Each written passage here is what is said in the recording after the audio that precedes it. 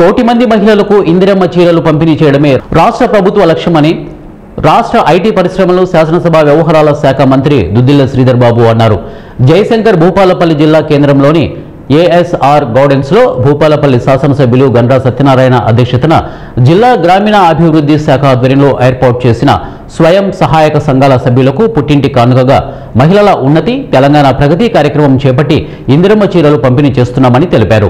ఇందిరమ్మ చీరల పంపిణీ కార్యక్రమంలో స్థానిక ఎమ్మెల్యే గండ్రా సత్యనారాయణరావుతో కలిసి మంత్రి దుద్దిల్ల శ్రీధర్ బాబు పాల్గొని మహిళా సమాఖ్య సంఘాల మహిళలకు ఇందిరమ్మ చీరలు పంపిణీ చేశారు. ఈ సందర్భంగా మంత్రి దుద్దిల్ల శ్రీధర్ బాబు మాట్లాడుతూ ప్రభుత్వం మహిళలను ఆర్థికంగా అభివృద్ధి చేయాలన్న సదుద్దేశంతో వడ్డీ లేని రుణాలు అందజేస్తున్నామని తెలిపారు.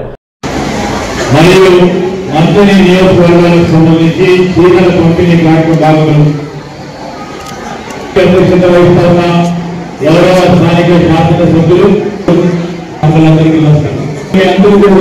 చాలా సమయమే ఇంటికి పోయి వంటపడాలి.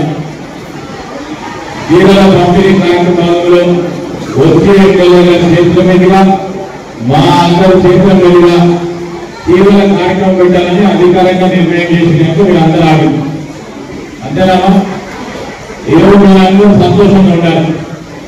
ఈరోజు ప్రభుత్వ పరంగా ఈ కార్యక్రమాన్ని పెట్టడానికి కారణం ప్రభుత్వ పరంగా ఈనాటి వరకు కూడా మీరందరూ కాంగ్రెస్ పార్టీ ప్రభుత్వంపై మాకు మేలు జరుగుతుందని చూస్తూ మార్పు కోసం మేలు చూస్తా ఉన్న మా మహిళా సోదరులందరికీ